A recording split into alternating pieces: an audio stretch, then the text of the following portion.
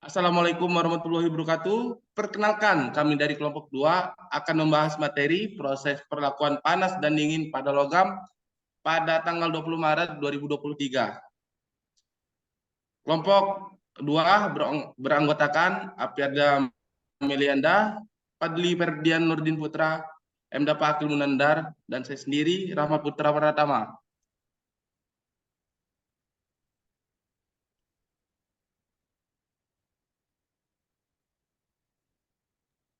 Selanjutnya ada daftar isi materi, yaitu proses perlakuan panas dan dingin pada logam. Yang pertama ada definisi, yang kedua jenis, yang ketiga proses pembentukan, yang empat bagian bahan, yang kelima contoh penerapan.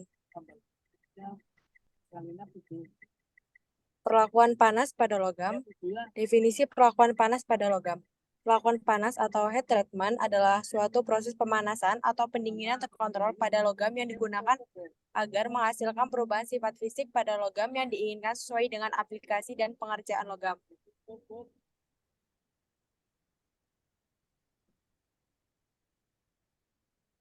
Perlakuan panas pada logam. Pertama ada jenis perlakuan panas pada logam. Yang pertama ada hardening. Hardening adalah salah satu jenis perlakuan panas yang diterapkan untuk meningkatkan kekerasan pada material.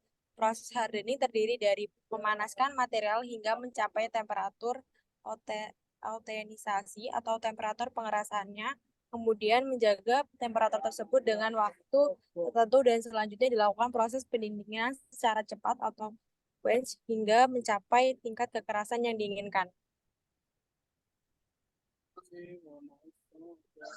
Berikutnya, 2. Normalizing. Normalizing adalah jenis perlakuan panas yang berfungsi untuk memperhalus butir, menghilangkan tegangan sisa, memperbaiki mampu mesin, dan memperbaiki sifat mekanik pada baja karbon struktural atau pada baja paduan rendah. Proses normalizing diterapkan pada produk tempa yang besar, overheated, forgings, dan produk cor. Normalizing terdiri dari proses pemanasan baja di atas temperatur kritis, kemudian ditahan pada temperatur tersebut dalam waktu tertentu menyesuaikan dengan jenis ukuran baja. Proses tersebut dilakukan hingga terjadi transformasi fasa pada seluruh bagian material. Kemudian dilakukan proses pendinginan menggunakan udara. 3. Tempering. Tempering adalah proses memanaskan kembali baja yang sudah dikeraskan yang bertujuan untuk meningkatkan keuletan dan duktilitas namun menurunkan tingkat kekerasan dan kekuatannya. Pada baja struktur, tempering dilakukan untuk mendapat sifat kombinasi antara keuletan, kekuatan, dan ketangguhan yang tinggi. Oleh karena itu, proses tempering yang dilakukan pada baja setelah proses hardening akan menghasilkan baja dengan sifat struktur yang lebih stabil. Yang keempat ada annealing. Annealing adalah proses pemanasan material hingga mencapai temperatur austenit, kemudian menahannya hingga waktu tertentu, kemudian dilakukan proses pendinginan secara perlahan di dalam tungku. Adapun beberapa fungsi perlakuan panas annealing, yaitu menurunkan kekerasan, memperbaiki sifat mekanik, menghilangkan tegangan sisa, memperbaiki mampu mesin, dan membuat mampu bentuk. Proses annealing diterapkan untuk memperbaiki sifat mekanik baja struktural dengan proses hardening dan kemudian diikuti dengan proses tempering. Proses annealing terdiri dari beberapa tipe dengan karakteristik dan sifat tertentu, antara lain full annealing, periodized annealing, isothermal annealing. 5. Ada case hardening. Case hardening adalah perlakuan panas yang ideal untuk material atau komponen yang membutuhkan permukaan tahan aus dan inti yang kuat seperti roda gigi, lengan silinder, cams, dan sebagainya. Proses case hardening yang paling sering digunakan yaitu karburasi dan nitridasi. Selama proses perlakuan panas case hardening, baja karbon rendah dipanaskan hingga mencapai suhu spesifik. Kemudian bagian tersebut didinginkan dengan cepat. Permukaan luar atau casing menjadi keras namun memiliki bagian dalam yang lunak tetapi sangat tangguh. Ada proses pembentukan pada logam. Yang pertama, perlakuan panas untuk menghilangkan perlit dan ferrit. Perlakuan panas untuk menghilangkan perlit dan ferrit untuk menghasilkan keseragaman atau mikrostruktur, meningkatkan keuletan, mengurangi tegangan dalam, dan meningkatkan kemampuan permesinan dari baja. Mikrostruktur yang dihasilkan dari proses perlakuan panas ini terdiri dari berbagai macam ferrit dan cementit yang terdistribusi dan oleh karena itu dilakukan proses perlakuan panas dengan penahanan suhu tertentu dalam waktu yang cukup lama dan dengan pendinginan yang lambat.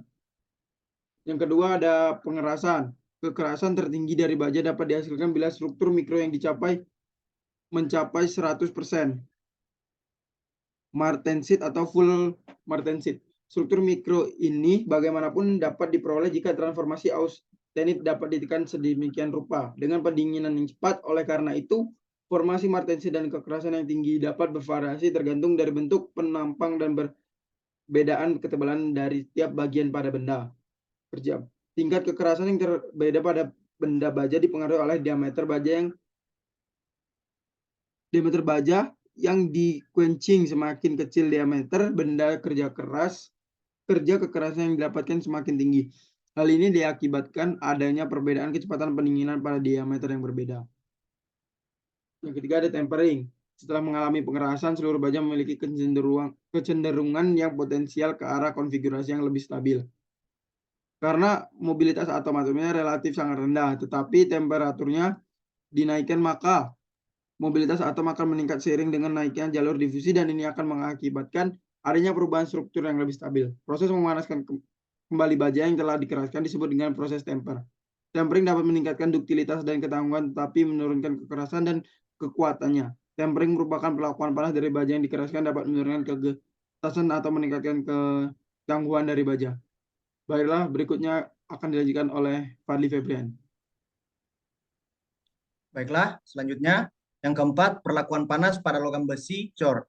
Besi cor termasuk dalam kelompok paduan pada sistem besi karbon, Fe per C. Kandungan karbon dalam besi cor lebih tinggi dari baja, yaitu 2% berat atau lebih, dan hasil yang diperoleh bentuk dan karakteristik pembekuan dan struktur mikro yang unik, khususnya grafit lamelar dan grafit bulat hanya dapat ditemui pada besi cor. Pada dasarnya, perlakuan panas pada besi cor sama dengan perlakuan panas pada baja. Besi cor dapat berbentuk hipoeutektik atau kandungan karbon di bawah eutektik, hipereutektik atau kandungan karbon di atas eutektik, dan besi cor eutektik. Struktur eutektik dari austenit dan sementit diberi nama khusus, yaitu ledeburit. Besi cor memiliki elemen yang secara signifikan mengubah batas-batas fasa dari diagram Fe per C, dan silikon merupakan elemen utama dari besi cor.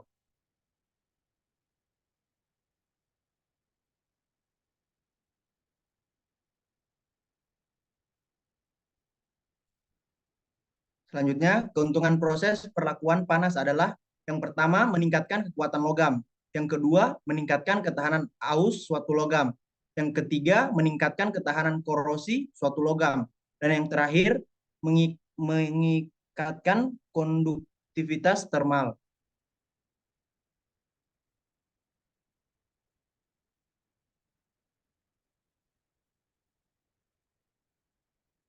Selanjutnya, kerugian proses perlakuan panas. Yang pertama, perlakuan panas dapat merusak beberapa bahan.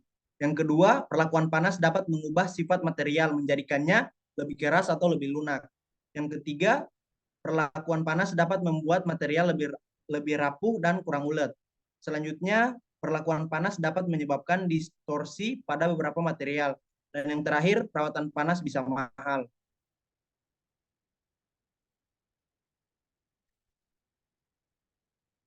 Berikutnya, perlakuan dingin logam. Pengerjaan dingin atau cold working pada logam merupakan proses deformasi yang dilakukan pada temperatur di bawah temperatur rekristalisasi. Pada temperatur ini, deformasi akan menyebabkan benda kerja mengalami pengerasan, regang, dan perubahan struktur butiran. Benda kerja menjadi lebih keras dan kuat dengan struktur yang mengandung sejumlah regangan. Benda kerja kehilangan sebagian besar keuletannya sehingga menjadi getas.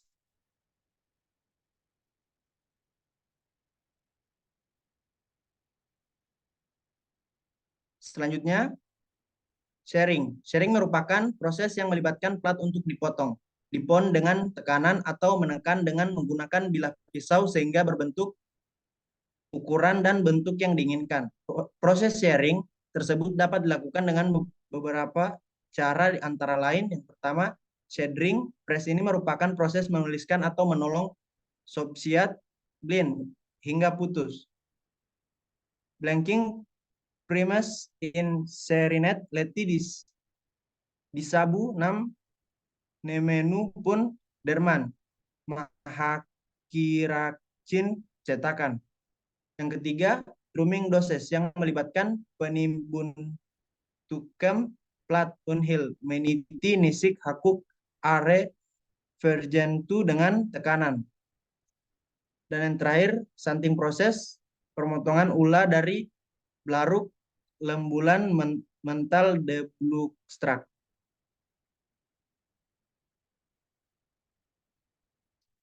Yang kedua, bending. Dalam pembentukan logam, seringkali diharapkan untuk membentuk lekukan tertentu sesuai dengan keperluan. Proses tersebut melibatkan yang pertama, V-bending bertujuan untuk membentuk bentuk sudut V. L-bending membentuk tekukan dengan sudut 20. U-bending membentuk tekukan berbeatus L. Dan yang terakhir, embossing membentuk huruf timbit atau bentuk timbul.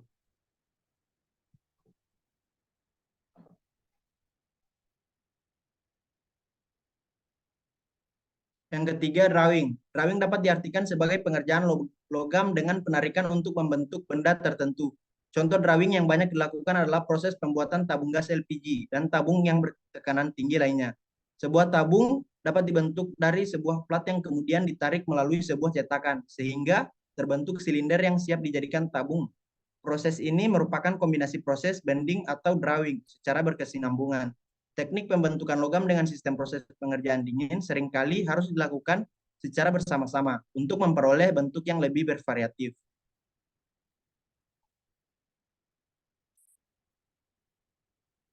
Selanjutnya akan dilanjutkan oleh rekan saya Rahmat Putra Pratama.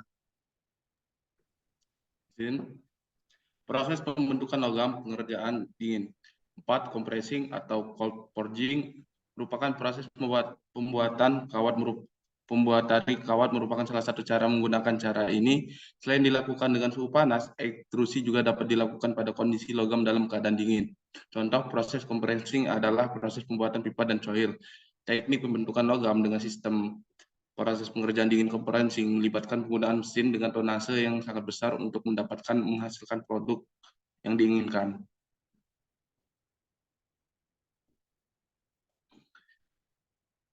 Contoh penerapan pada perlakuan panas. 1. Produk paduan aluminium.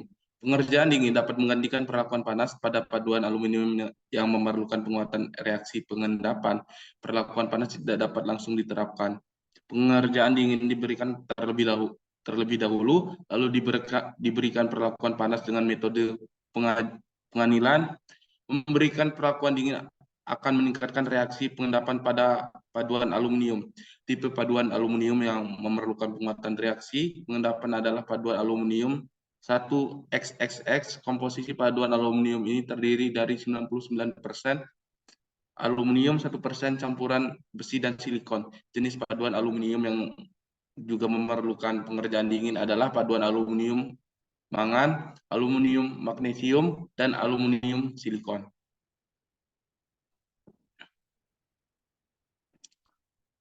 2. Produk logam berbentuk tabung. Pengerjaan dingin dengan penerapan ekstrusi impak digunakan untuk pembuatan tabung tapal gigi berlapis, tipis, dan berbentuk tablet serta produk yang sejenis. Produksi tabung tapal gigi melalui pengerjaan dingin memanfaatkan mesin pereduksi tabung. Tabung yang dihasilkan memiliki bentuk yang lebih panjang dan lebih tipis dibandingkan dengan hasil produksi melalui pengerjaan panas. Pengerjaan dingin juga diterapkan pada pembuatan pipa listrik, pada pengerolan ulir. Pengerjaan dingin menghasilkan ulir dengan kekuatan yang baik. Keuntungan dan kerugian perlakuan dingin. Keuntungan proses pengerjaan dingin yaitu 1. Tidak perlu pemanas. 2. Kekuatan tarik akan lebih baik dari benda asalnya. 3. Ketelitian atau dimensi yang lebih baik. 4. Hasil permukaan benda kerja lebih baik. 5. Bisa menghasilkan benda dengan ukuran yang seragam. Keuntungan dan kerugian perlakuan dingin. Kerugian proses pengerjaan dingin adalah 1. Daya pembentukan yang diperlukan lebih besar. 2. Peralatan yang diperlukan umumnya besar dan kuat. 3. Struktur kristal besar dan kasar sehingga lebih keras tapi rapuh. 4. Waktu proses yang lebih lama.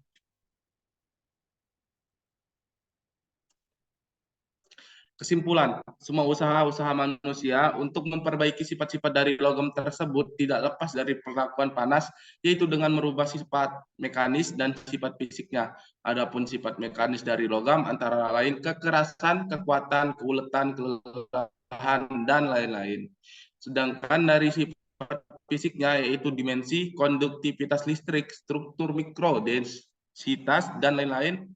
Karena banyak permintaan yang bermacam-macam, maka diadakan pemilihan bahan. Pemilihan bahan tersebut dapat dipersempit sesuai dengan kegunaannya, seperti misalnya pada baja karbon. Baja karbon mendapatkan prioritas yang utama untuk dipertimbangkan karena baja karbon mudah diperoleh, mudah dibentuk, atau sifat permesinan yang baik dan harganya yang relatif murah.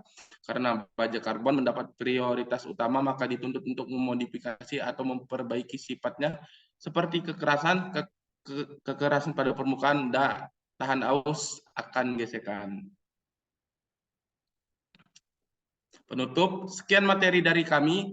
Bila ada salah kata mohon maaf. Jalan-jalan ke pasar ikan, ikannya warna merah. Terima kasih kami ucapkan. Sekian, dadah.